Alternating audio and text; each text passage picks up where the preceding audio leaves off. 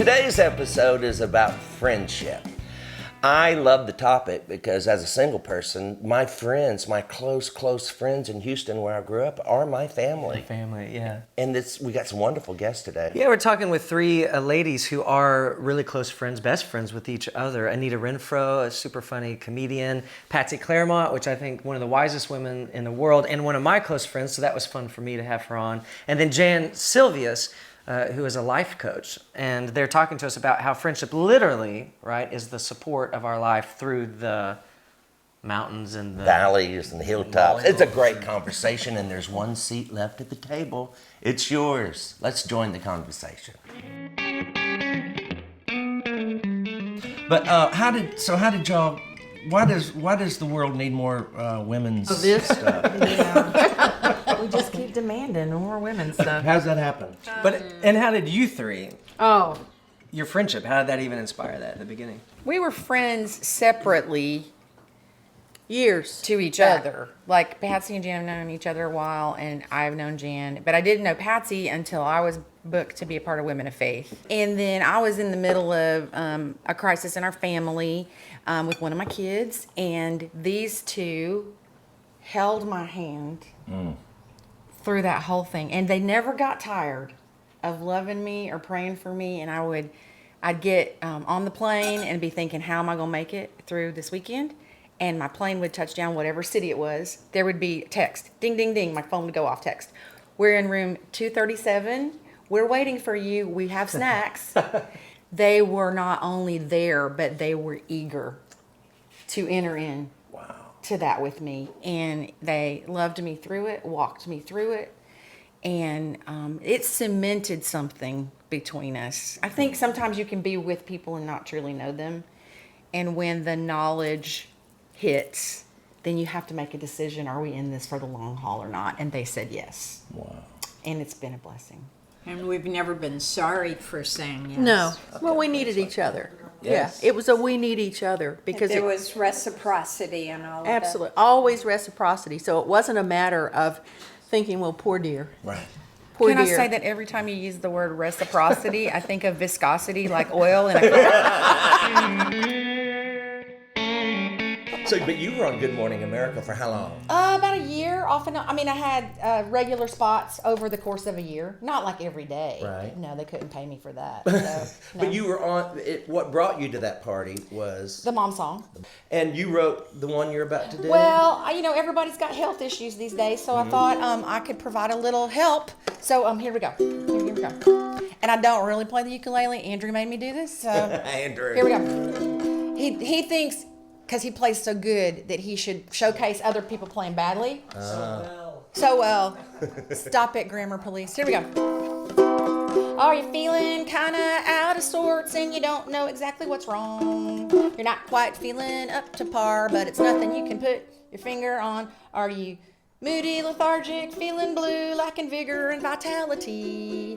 Life has lost its joie de vivre and you can't, I know French, right? Wow. You can't reclaim your youthful energy. Are you hairless, friendless, you lost your dog?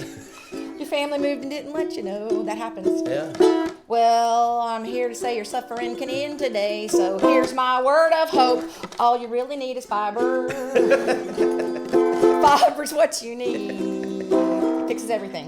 When you're full of fiber, my friend, you are full indeed. All you really need is fiber. It's everywhere. Yul Gibbons said that. Jamie Lee Curtis can tell you why and give you a camera so you can share. Did you see those Activia commercials? I think I did. Jamie Lee was going around saying, here's Activia and here's a camera to record your fiber journey. Oh my.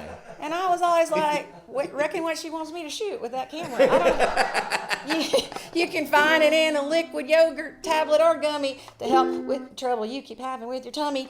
Fiber can change your life, and I know this without a doubt. Because, honey, if you got enough fiber in you, you can pretty much work it all out.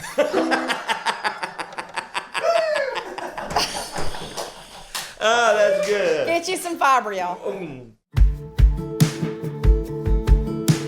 Dinner Conversations is presented by Project Beautiful. a passionate community committed to saving innocent lives from the terrors of modern-day slavery. Project Beautiful has intercepted over 12,000 vulnerable people from the front lines of sex trafficking, and today you can help. Your partnership pledge of $30 a month will help save 3 lives each year from entering a life of slavery through Project Beautiful's sophisticated interception strategies. And if you sign up today, you will receive a special partnership package filled with exclusive show items straight from our table to your doorstep. So will you partner with Andrew and me? Go to projectbeautiful.org/dinner conversations for more information. If we don't help, who will? Project Beautiful, because every life is beautiful and worth fighting for. I don't mind drama as long as I'm not the center of it. Oh. I mean, because you go to a movie and there's no drama, how bored would you be? You'd want your money back. And I look at life as this big drama, right? And how boring would it be if you went through your whole life and there was no drama?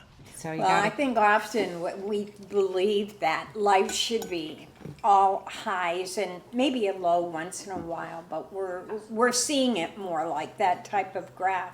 But if you look at Moses's life and you chart that, he started here and then he went there and then he went up here and then he went down there and then he went over there. needed and a then, GPS. And He by did, the time for you got sure. done, I the map looks like a tangle of knots, but that's more consistent to how life is.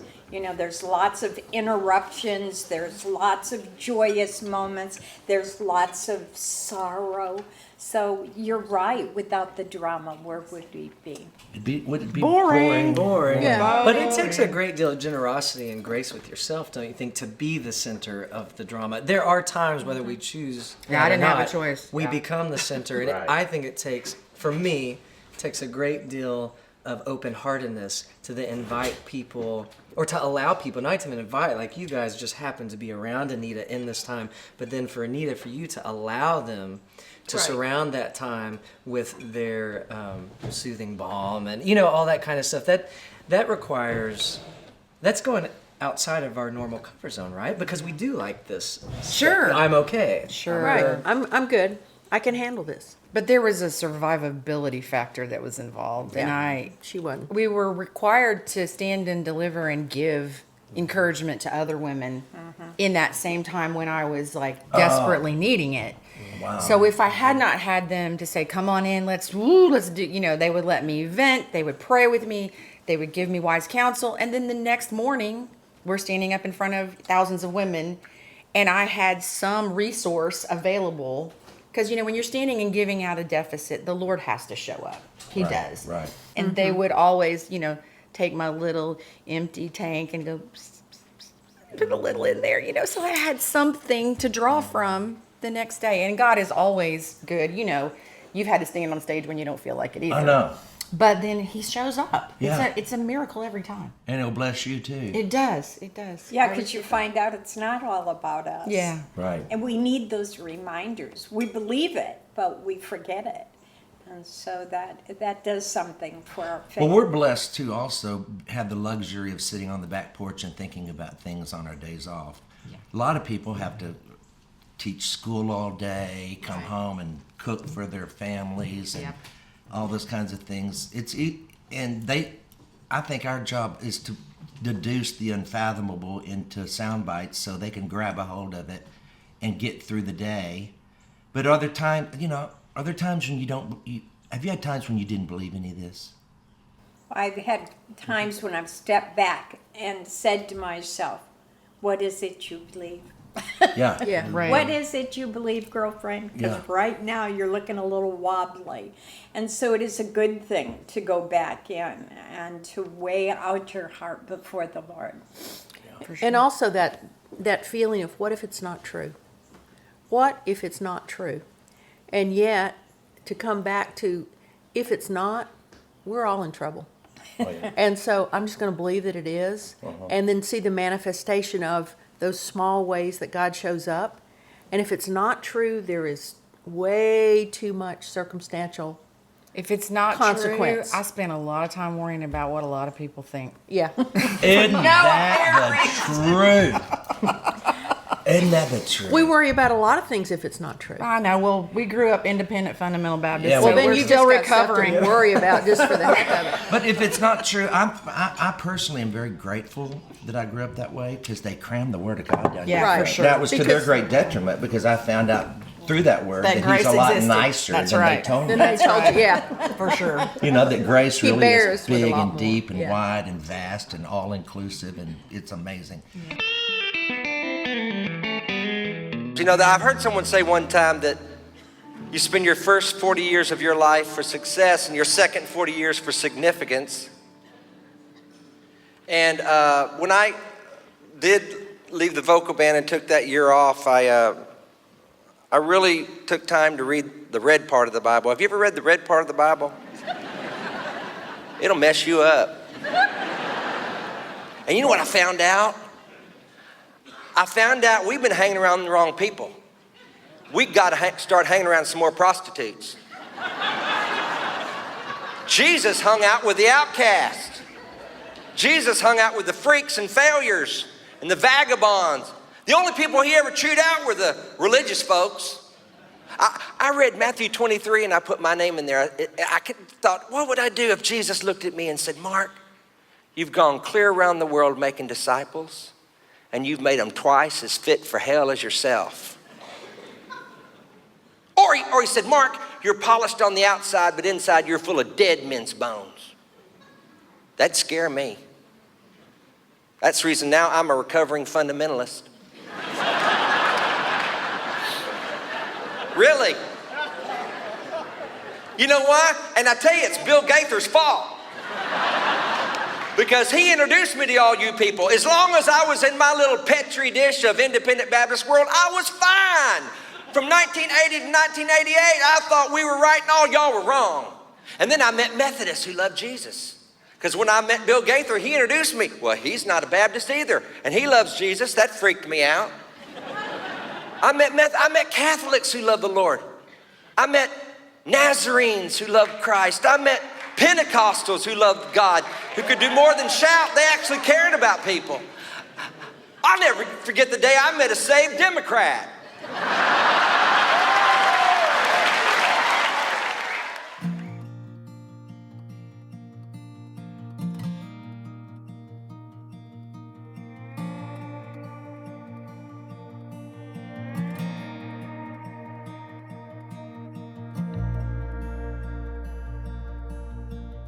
Dinner Conversations is presented by Project Beautiful, which helps bring young people home from a life of sex trafficking. But before they get into it, this is incredible. Yeah. And there were 5 young ladies who were really saved in 2015. Yeah, that's right. In April 2015, Nepal was ravaged by an earthquake. And so these 5 young ladies, Dolma, Fursang, Maya, Tika, and Saig, all found themselves in a place of destitution and loneliness because their village, which was already impoverished, was unable to recover from the trauma of that earthquake. And so they were simply looking for a way to survive, to provide for themselves. So they were looking across the border for some opportunities, and a trafficker presented them under the guise of this amazing employment opportunity in some of the bordering countries.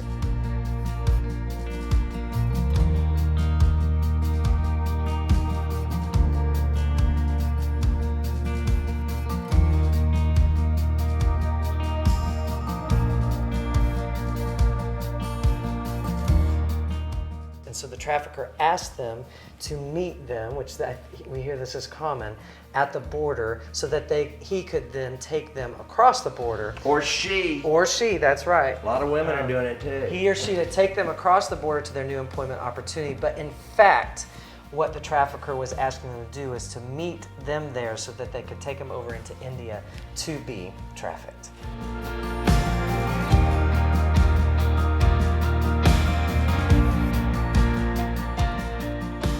So will you partner with Andrew and me today to help bring the innocent home through Project Beautiful for just $30 a month?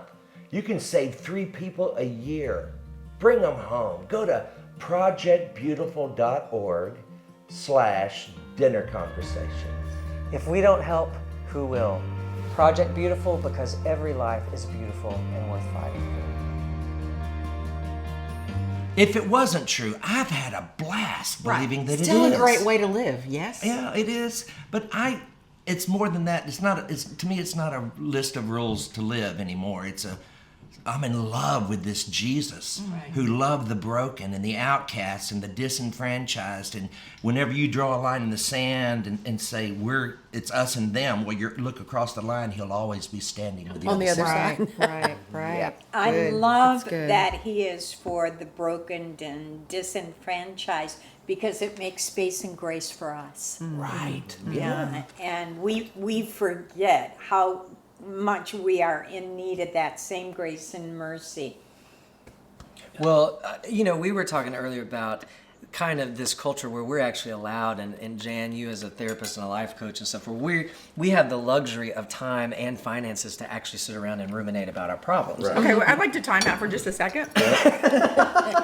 As a mom and a grandma, I don't have that much time to sit around and ruminate about anything. Right. So I just like to take myself out of that equation. Okay, go ahead. All right, go ahead. Let me take this. Those to that are like counselor's terms. Jesus at this table, Okay, who remain single, like Paul said to. Fine. And I remember earlier you said about not having to cook for people. I'm was gonna thinking, say, oh, whoa. really? I was chained to the kitchen. Retired from husband. December 20th Well, you know what? That doesn't to apply the to y'all at all then.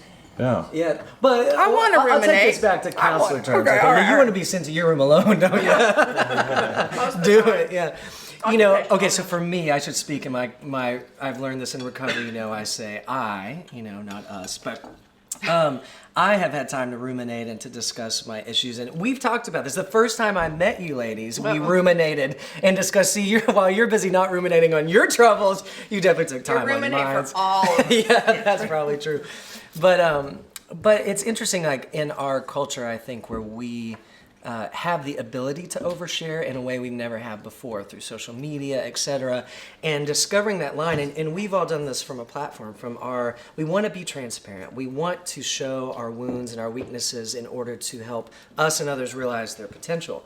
But what's the difference between divulging the details for sake of maybe salaciousness or for drama or for, titillating, right, When is it versus show your scars versus exhibitionism? sharing your story? That's a great question.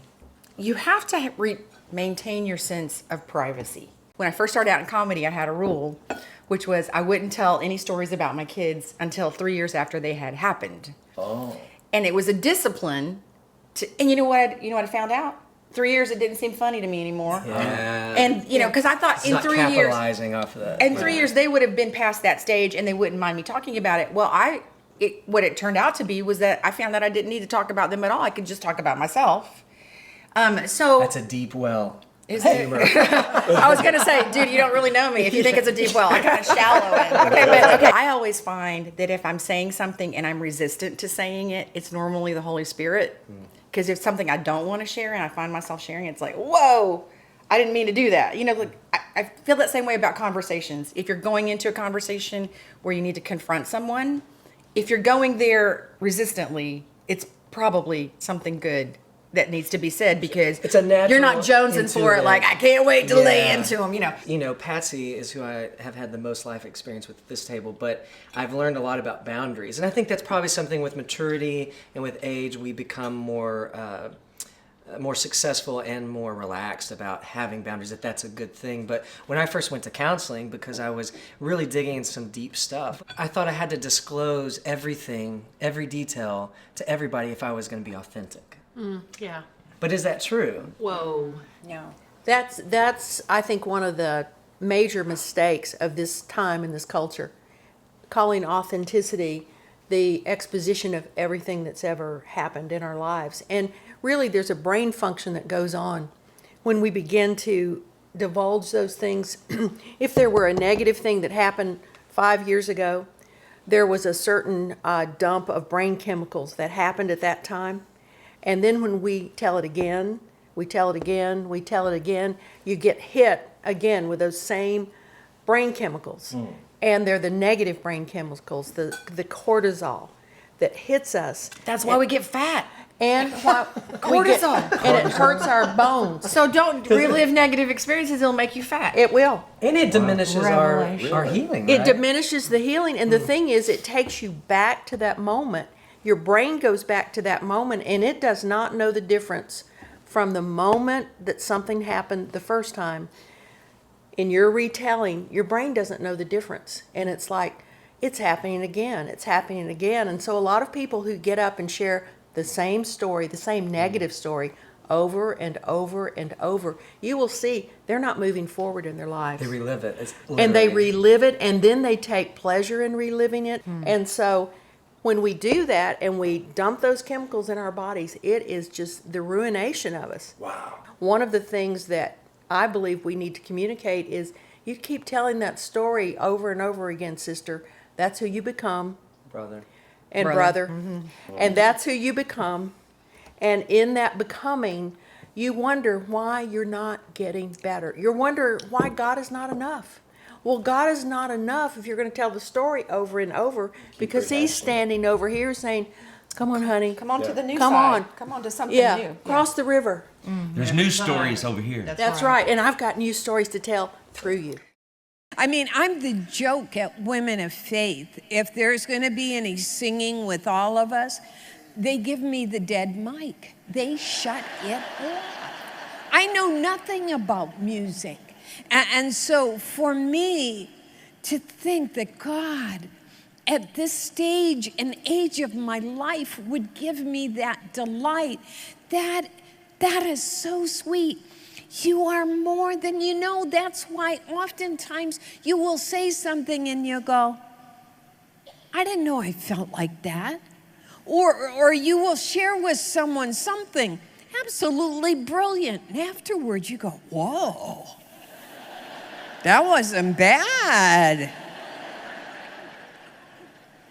I think if we anointed ourselves more often and prayed for ourselves, we wouldn't be as surprised when we learn that we are more than we know.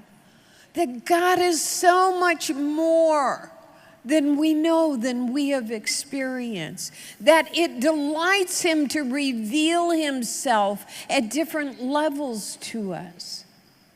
And so I continue to be in a journey. I said, Lord, as long as there's even one thin brain cell bouncing about up there and twirling, may I continue to be open to learn. So, okay, sisterhood. You guys, relationships. I think women have really more naturally seek out relationship with each other. Good, intimate friendship. I think men, it takes more for us to, or I don't know if we just don't think about it, or we're not interested in it, but to seek out true, intimate friendships. But I've heard that to connect with the same gender is extremely important in our overall health, our well-being, in our lonelinesses, that we're often lonely for someone of the same sex because we relate so closely to each other. Right. So one, is there truth to that? Yes. And the second part of Short answer. Yeah. Anything else? We're out of here. Well, and I can tell you why. Okay. Because, especially female to female, when we rub shoulders with one another, there is a release of oxytocin in our bodies that has a sense of well-being. And we feel good after we've been together. That's why sometimes we say, you know what, I just need a good estrogen fix. I need to be with my girlfriends. But then when you've had enough of that, you say, you know what, I really need to go. I've had enough of this. I need to go be with some men. But for some men who have the capacity to do both, to be relational with women, which I think is something that is missing in manhood, that they haven't been taught how to be relational with women, and women haven't been taught how to be relational with men.